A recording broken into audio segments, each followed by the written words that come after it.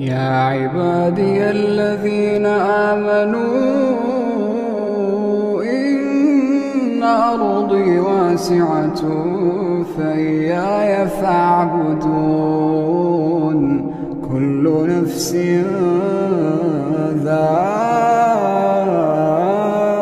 ذائقة الموت كل نفس ذائقة